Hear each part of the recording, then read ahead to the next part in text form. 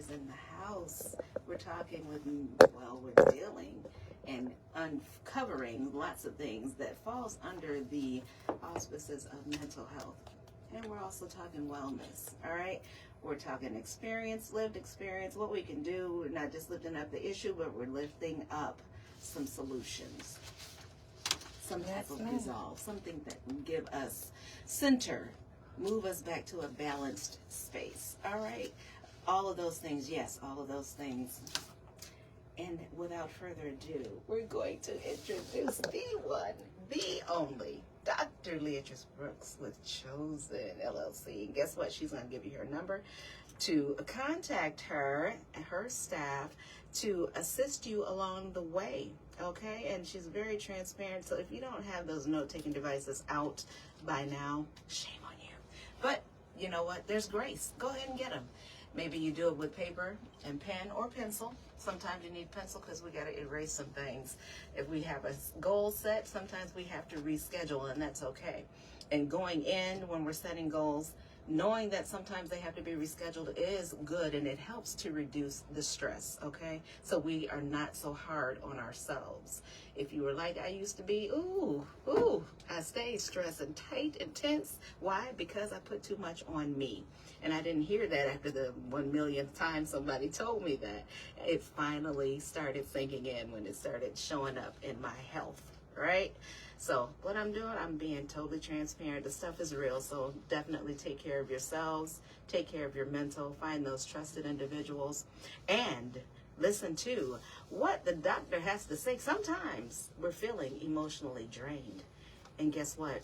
It could just be that we're experiencing grief fatigue. That is a real thing.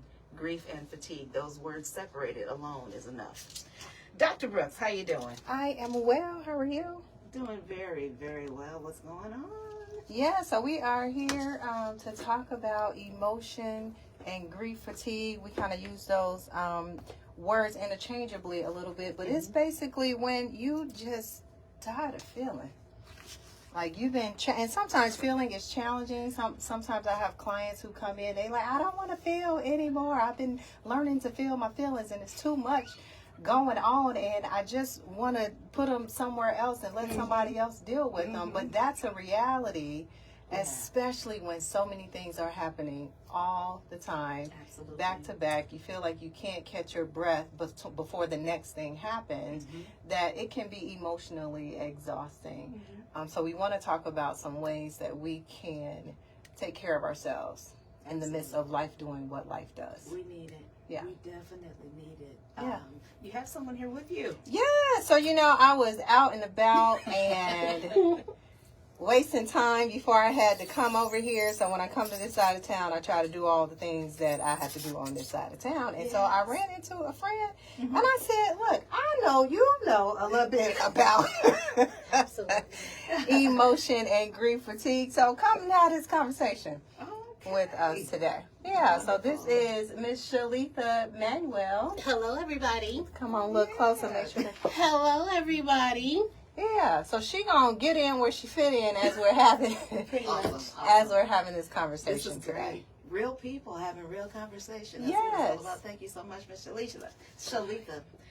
First day of my new It's term. okay. It's okay. It's okay. And one of the things I know you talk about a lot, Double A, is this idea of being transparent and being okay to say this is what's going on with me. And that's one of the things that I feel like Shalitha is able to add to this conversation, because I know I'm not the only person that is willing to share and talk to other people about real experiences. And I know you do the same too. And so sometimes it takes us having the example in somebody else, because what they share may be exactly what we're dealing with, and we're like, oh my gosh, but she said it out loud, but they said it out loud. And then that helps and encourages us, because if we don't talk about it, then we can't get help with it, right? Sometimes we don't even realize that we're stuck somewhere until somebody else say it, and it sounds so much like us. It'd be like, oh, is that what's wrong with me? Yes, the that light is bulb what's doesn't go off. It You heard me say doesn't. after 1 million times, right? Or 1,000, whatever I said, it was too many times Yes. before Yes. I really heard it and Yes. received it. Yes. Absolutely. Real life. Yes. Yes. So So thank you. Help us out, Doc. Okay, so we're talking about emotion and grief fatigue. And I know a lot of times, I want to clarify when we talk about grief, because a lot of times when we think about grief, people just think of the loss of a loved one, but grief can be anything that is lost, right? So when people experience like a job transition, right, or they relocate, then there's grief associated with that, right? If somebody is experiencing a health condition, there is grief. There is the loss of something that you previously knew or expected to happen, and there are emotions associated with that, right? There's the loss of that expectation. And when you experience that over and over and over and over and over again, it's exhausting. Yes, it is. It can be exhausting. And then you find yourself just wanting to check out of things, right? And so then it may look like there are times where there's something you should have a feeling about, but you like, I don't have the capacity to feel about this thing. Like, it's just not in me to do that. Then that's a clue that maybe I have some emotion fatigue. Maybe I need something so that I can stay engaged. Because what happens when you experience emotion and grief fatigue, if you don't deal with it, you will check out. And that's not good. Because now I'm turning off the thing within me that's helping me to recognize when I need something. I'm turning off my cues. Yeah. Put some words on that. All the sauce. Yeah. Relating to that? Yeah. Yeah. Yeah. Yeah. Immensely. Yeah. So it is, so I'll give you one that I know a lot of people felt. It's what people were experiencing at the point that they were over COVID. Yeah. They're like, are we still doing this? Right? Because you're experiencing it for so long. And it wasn't just the fact that we were in the house. It was, I'm in the house and I'm not going to work, and my kids are in the house with me, or significant other, or all the things that I can't go into the grocery store, or somebody coughing on me in the line. Like, what, you know what I mean? We supposed to be 6 feet apart and they 6 centimeters apart from me. Like, back up, like all the things. And they sniffing and sneezing and all the, you know what I mean? Angry, yes. Right? So it's like, okay, and then you're trying to engage in a certain way, or trying not to engage in a particular way. It's exhausting. It's tiresome. And so a lot of people experienced exhaustion in a way that was beyond what you would typically label as burnout. That's what emotion fatigue is. Like, this is beyond burnout, right? Like, I ain't got nothing. I don't have nothing. Okay, y'all, Shalita waving me down. I was waving in a piece of dust. Okay, but I do have something. But I just like what you said, that it doesn't necessarily, where the grief is, it doesn't necessarily have to be a loss of a loved one, but a loss of somebody who you used to look up to, and now they acting a fool or something. That and it's just like your trust that was in them is now waning. You don't know where you actually stand with people. Losing of friends after multiple year friendships and behaviors, and we call it, or I hear the young people, because I ain't that young. You moving weird, or you're moving crazy, and back in the day we used to say you acting funny. So once you start acting funny and you decide where your boundaries are, and you're like, okay, I still love you, but I'm gonna step over here. And so there is a grief that goes along with that, because it is that type of loss of people who are not necessarily gone anywhere, but your stance with them has possibly changed. So I like that we're illuminating that grief isn't the typical grief that you may think of. And if we look back in the recesses of our minds, we find where those losses are, and that's what we're here for, to discuss those things. Absolutely, bring it to the forefront. Yes, ma'am. Yes. And you started getting into, or we started already talking about our first point, which is spotting the emotional drain. We need to be able to see that this is what it is, because sometimes we can get very much into just going through the motions of things, and we turn things off, or sometimes it looks like, I know for me, it looks like being in task-oriented mode. Like, I don't have the capacity to feel stuff for what it is you're going through in this moment. I just got to get through whatever this thing is that is taking priority for me at the time. Or have you ever known somebody that was always on one? Oh, That's right. If you don't, and you like like you. and you like, I cannot. Or somebody who is always going through things but never reaching out for resources, right? Like that gets Or never hard. taking on, never heeding to the resources provided. Yes. Yeah. Yes. And that gets hard, right? And you might find yourself distancing yourself from that person, which is what Shalita was talking about. 12 miles. Yes. Like I gotta have a boundary in this relationship because it's heavy for me. Absolutely is. But you have to notice what's going on and also know, okay, what is the issue and what do I need to do about it? And so the key is also remembering there is something you can do. Because I think we get tapped out emotionally and then we just check out and we be like, this is the new me. And I'm just not going to feel. Well, no, because that's not healthy. That's not healthy. We're designed to feel. Absolutely. And so, but when I notice it, then I need to figure out what do I need to do differently to help to take care of myself. And if I'm trying to work with somebody else, how can I support them as well to the best of my ability? How do I know what's in my lane and what is in their lane? You know, I can help you to get to some resources, but I can't always be the resource for you. And they have to be okay with that. They do. And the person that's saying it has to be okay with saying, I cannot. Yeah. I'm tapped out. Yeah. I love you. Yeah. But your help is over there. Absolutely. Here's what I'm here for. You know, I had someone who I'm close to say to me before, there were some things that had happened, and I asked her, I said, have you gone to therapy? She said, no, that's what I have you for. I said, no, you don't. I said, no, you don't. So she just felt comfortable to dump a load on you. I am not your therapist. Wow. We didn't even go down the road because I said no up front. No, I'm not. No, let me correct that line of thinking right now. I am not your therapist. Right? And we really, sometimes I say it to people like this way. Let your significant other be your significant other. Let your kids be your kids. Let your spouse be your spouse. Your boss be your boss. Your coworkers be your coworkers. And get you a therapist. Yeah. Right? Everybody has a role, but sometimes we overtax the other people in our lives because we're trying to put on responsibilities on them that are not theirs to take on, and they don't know how to not take it on.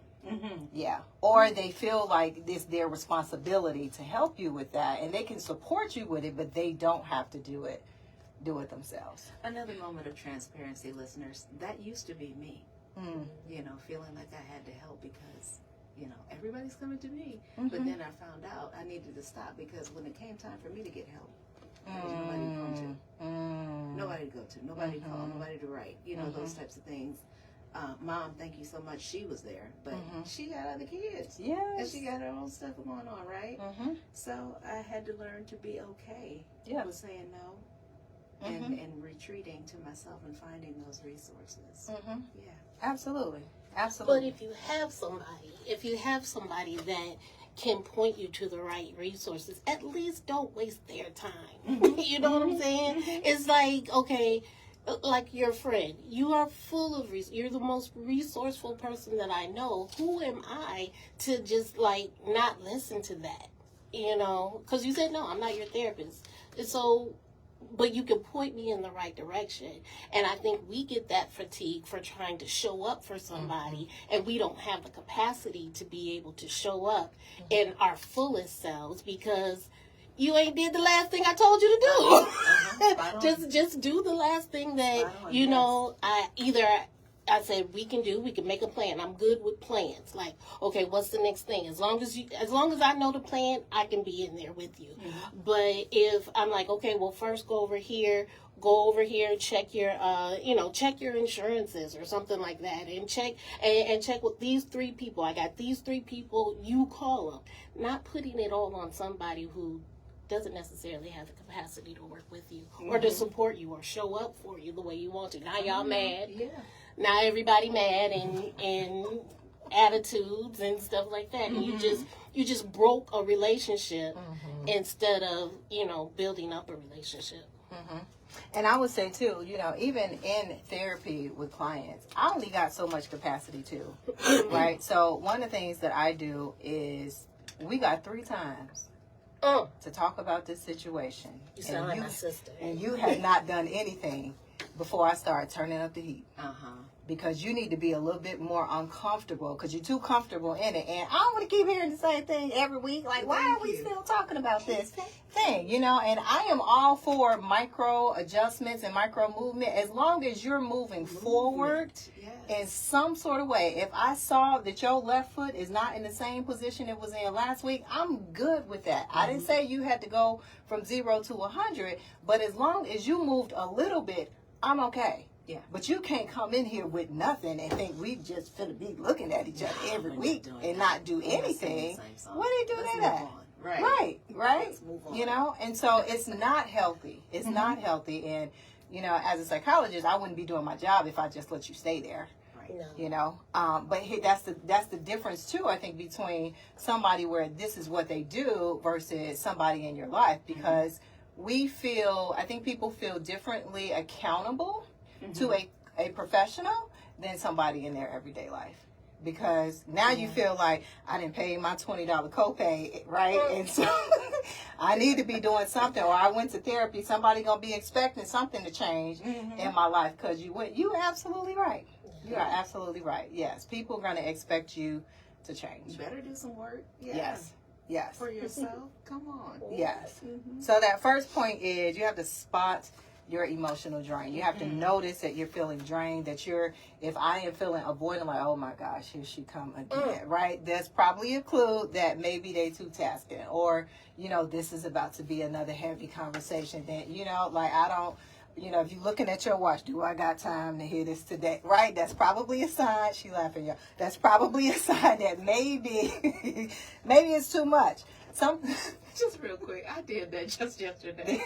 My phone was ringing, and they don't know who it is because it rang like 30 million times. Yeah. But I looked up at the clock and I was like, and I just moved the phone and kept going. Right? And so then the question be like, why did I do that? Right? What did that, right? Which is number 2, strategize what needs to change. What?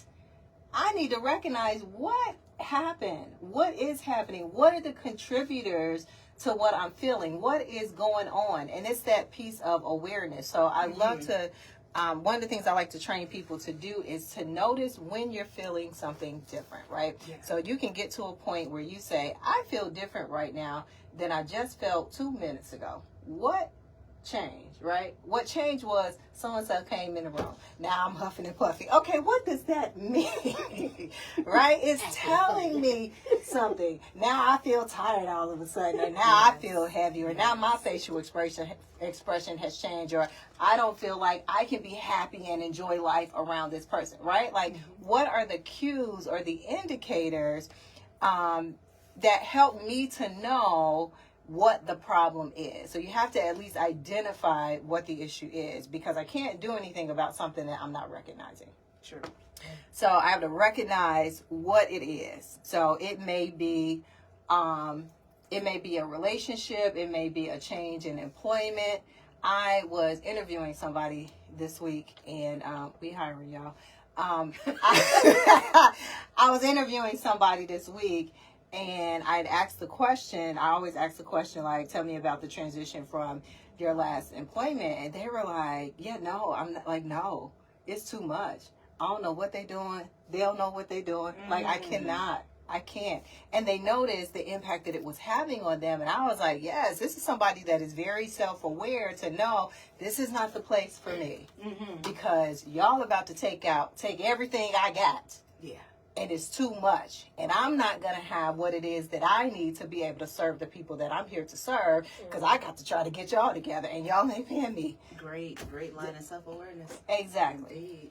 So we have to know ourselves. And then one of the things that helps sometimes, and I do this periodically, especially when I have a lot going on in my life, is like journaling is something that can be helpful, or just simply taking time to sit down and reflect. You can do that during your day, during your work day. When you're transitioning from one task to the next task, just pause for a minute and say, okay, where am I right now? How was that for me? Do I need something? How am I feeling?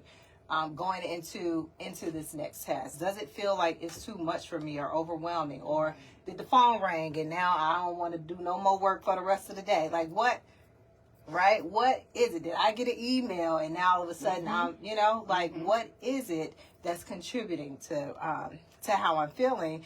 And then to the point that you actually made earlier is I got to set boundaries. That's a valid strategy. Yes. Boundaries are a very valid strategy for taking care of yourself. And you get to decide what those boundaries are and what you need. And you have to be okay with establishing those with other people. And I will tell you up front, they may not like it. They probably won't. And that's okay. That's life. Right? Yeah. Here's what I say. In healthy relationships, even if they don't like it, they will respect it and they will move accordingly. Even if they don't like it, they will respect it and they will move accordingly. If they get attitude and they don't want to talk to you no more and they say that they feel like you abandoning them and then they'll never come back, was it really a healthy relationship to begin with? Or were they just there to take everything out of you that you had to give? You know, I know somebody. And I have to do the work. And I have to do the work. Somebody was telling me once that, you know, she shows up for all of her, similar to what you were saying. She shows up for all of her friends, and then one day she wanted to talk about something. And every single time she brought it up, they just turned it right back around to them. And she was like, ain't none of, like zero. Like for real? Zero. None of them were showing up for her. And can you speak to, because I read somewhere that there is a difference between a boundary and a rule. Can you speak on, especially when it comes to interpersonal relationships, what I read was that boundaries are reflective of what you're going to do as a result. And a rule is if you do this, then it's just over. Can you speak on more of that? Yeah, so if I'm hearing what you're saying, if I'm really understanding it, boundaries are what you're going, me, the person who needs to establish the boundary, what I'm going to do to take care of myself, right? Where I am establishing what my limits are. It don't matter what you're doing or you're not doing. Right. Here's where my line is, where I'm drawing the line in the sand is. I'm available. I think I told this story before. So when I was in school and training, I had a professor who told me that she had a client who always kept having crises in the middle of dinner. And it was 7:30, and she always going into crisis, calling and disrupting dinner. And so she one day told the client that she was no longer available after 5 o'clock. Right? Okay. She established a boundary. She never got another phone call in crisis after 5 o'clock. Right? And that's one of those situations where you're like, you the therapist, you're supposed to be there for. She said, after 5, I'm not available. And the person got with the program. Imagine that, right? Because sometimes we're limiting people's ability to learn how to live. Because reality is, in every other aspect of our life, we have boundaries. We have, what do you think a stoplight is, right? You got in the parking lot, you got lines to tell you where to park. Let somebody be over the line. That's a boundary. They got attitude. They feeling some type, right? Because you in my space, right? There are there, right? So there are boundaries, and people are used to them, but we as people, for whatever reason, choose not to establish them. I think sometimes we're just not trained to do that, or taught that it's okay, right? Or we're living in fear of what might happen if we aren't the savior to people, but that's not our job. Come on. Right. That's not our responsibility. I can help you. I can support you. I can encourage you. That's all I got. Yeah. I can connect you to the right resources. And with that being said, we're going to take a break right here. Apropos for the time is wake up, everybody. Right here on 955 or 965 FM WTOU. Told y'all, it's real life. Yay. All right. You know, one more point. And we'll wrap it up.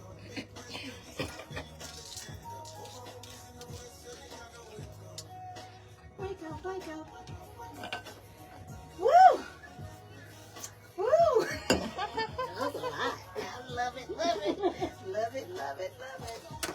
Look, and if you have to tell them, I tell my clients this all the time. they'll go home and they'll be like, Dr. Brooks said, when they scared to establish a boundary, Dr. Brooks said, I need to tell you that that's fine. You're like, Go yeah, ahead. be happy, go Go ahead. ahead. Yeah. My name is. Yeah, go right ahead. Matter of fact, bring them in. We can say it together. That's it. Yes. It's funny how you say you have a friend that thinks you're their personal therapist. I was like, she just needs to know how to incorporate the questions. That's so funny. That's so funny. You just can't be saying, you're the therapist. You ask your question and get what you need. You know what? What clued me in was one day, I had a friend, and this is when I knew I needed to draw a line. I had a friend, and she had a mutual friend who was dealing with some things, and she told the mutual friend to call me because she had I said, oh no, this is not what we setting up. And I'm like, there's something wrong if that's how you think of me. Oh, wow. And I was like, oh no, we're not doing that. We're not doing that. I need to clarify the line in the friendship. And I don't mind people asking me questions, but I know what it feels like when I'm like, yep, nope, that's more than what a friend would do. Exactly. Right? Like you said, support, encourage. That's it. That's it.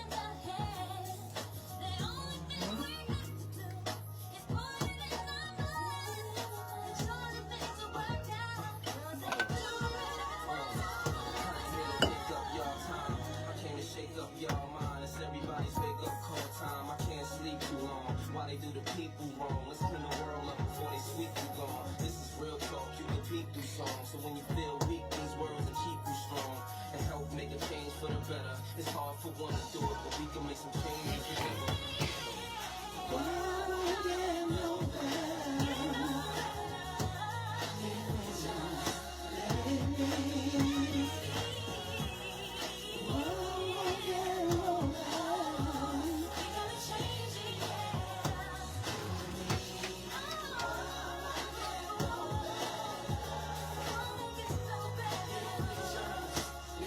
You gotta get you a stool. I had to do that sometimes with the glare coming from there, and I don't want to Close the close window. that. Like, I know the short rules. I have a step stool almost in every room. Yeah. Just be role models, parents, artists. To make a change, you can make it the hardest. If you gonna make a baby, you should make them the smartest. Let them know good and bad, right from wrong. How to roll with the punches when life moves on. And the stress won't take toll if you don't. When I was on internship, there was one of the conference rooms that had chairs that went up and down. And here's what I noticed. When we got into the room, all the tall people let the chairs up so our feet would dangle. All the short people let the chairs down so their feet would be on the floor. I was like, that is hilarious.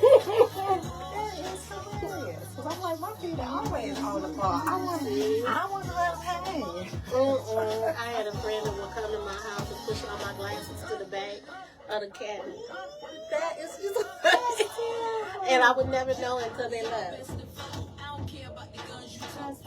Like, why would you push them to the back? Right. For what? I need new friends. That's what it is. That's what it is. I just need new friends.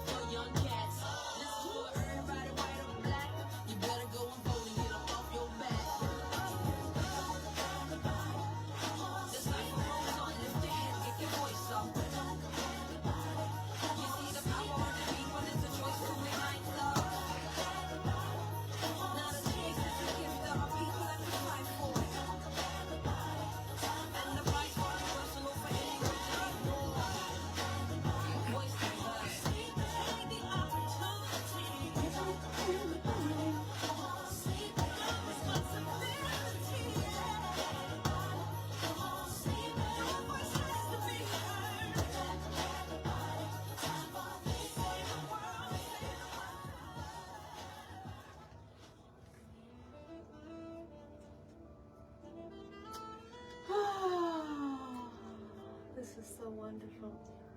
Wake up, everybody. This is WTOU Portage, online at 96.5WTOU.com. Listen everywhere. Just ask Alexa to play WTOU.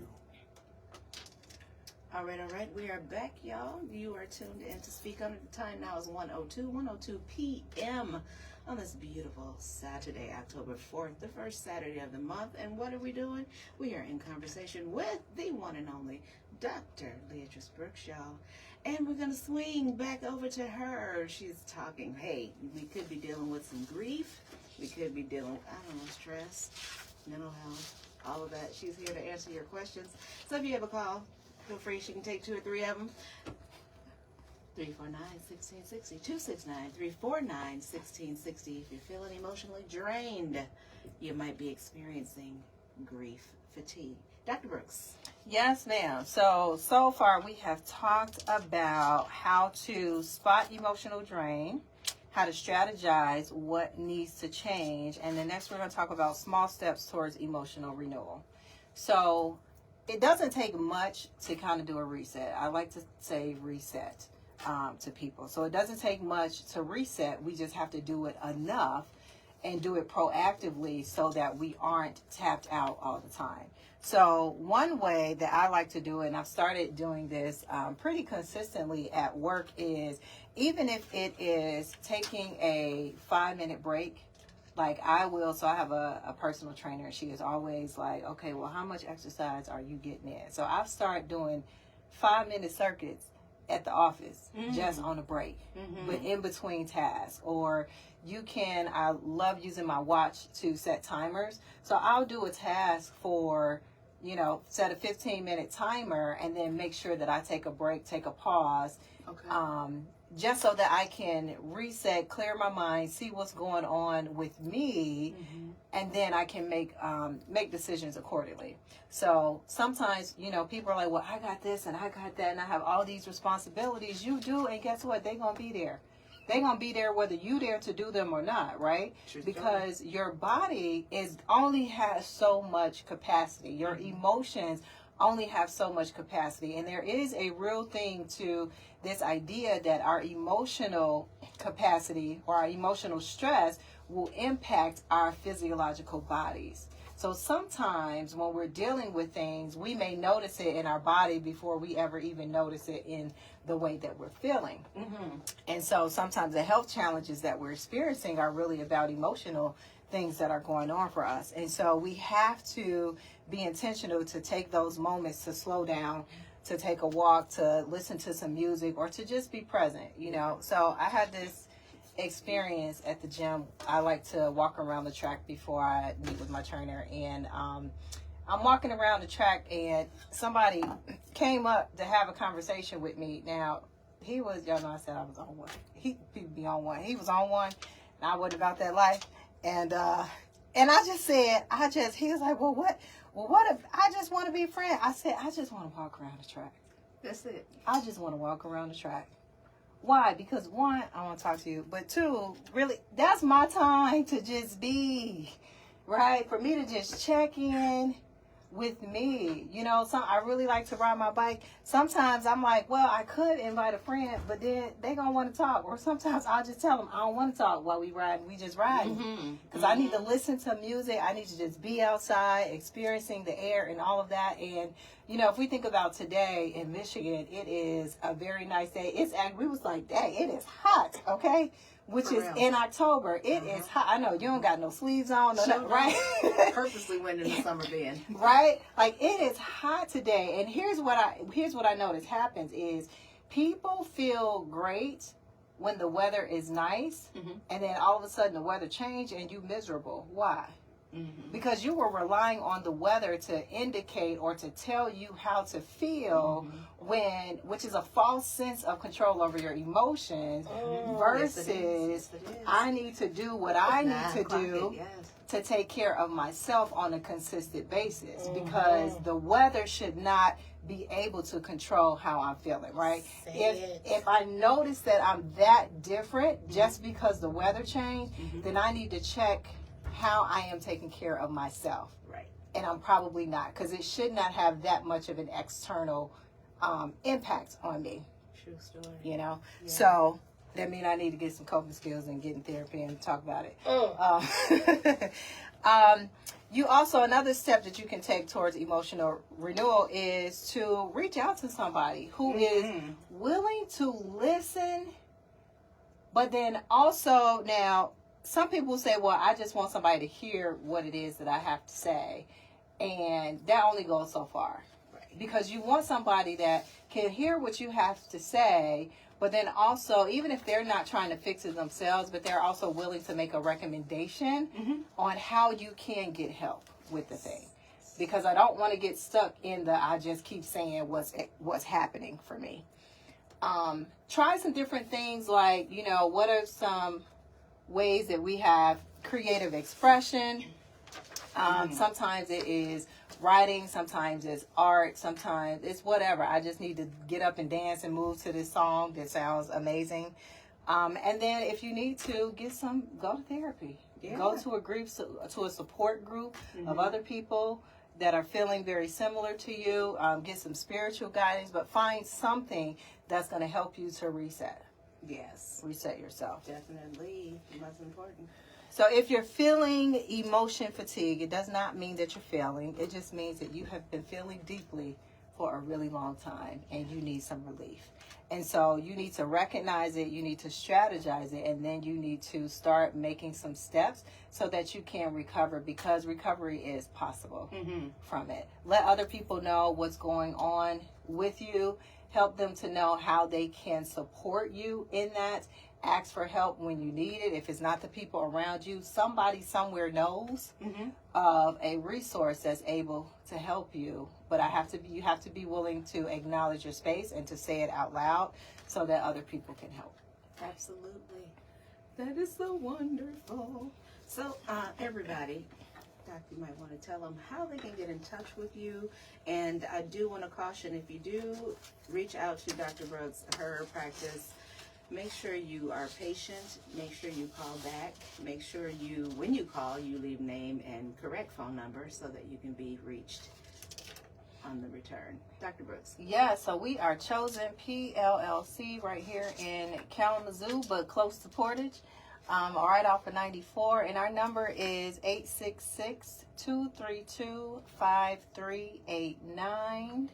Our number again is 866-232-5389. We would love to chat with you. If you're not sure if you are ready for therapy yet, we do consultations, which is like a 15-20 minute conversation just to fill it out and see what you're thinking about it, and see if someone might be able to help you with whatever it is that you're dealing with. Awesome. Thank you so very much for all of these words of wisdom, especially, dealing with grief fatigue. We may have to do a part 2 and 3 on those, because it can definitely expand many areas of our lives, right? And thank you, Ms. Shalitha, for coming on and speaking and adding more texture, more layer to the conversation. Definitely appreciate you. All right, but you got to come back and talk to us about your books and all of that stuff. The book club, are you still doing that, right? Yes. See, I knew. All right, thank you, Dr. Brooks. We'll see you again next first Saturday of November. Yes, ma'am. November. Yes. All right, thank you so much. Appreciate you. You're welcome. Y'all, don't forget to stick and stay tuned in. And all of the information you have heard today, especially dealing with grief fatigue. Remember, typically when we hear grief, we think of one particular thing, but grief can be in a number of areas. Loss of friend, loss of pet, loss of favorite toy, piece of furniture, your favorite car, it finally clunked out on you, you got to get a new one. Those are just different things. You got to stop eating chocolate. Those grief comes in a number of ways, all right? So make sure you're paying attention to that. Doing a check-in, doing a reset is definitely important. Strategize what needs to change. Be honest with yourself. All right, definitely be honest with yourself. As Cat Williams would say, be honest with your star player. That is you. Yeah. All right. So next time, Dr. Brooks will be in the house November, whatever the first Saturday in November is. And to reach her practice, 1-866-232-5389. Thanks so much for your willingness, your power, and your expertise, Dr. Brooks. We love you and appreciate you. Yes, ma'am. And now we're going to turn to the music. Tim's with Smile, because we need to.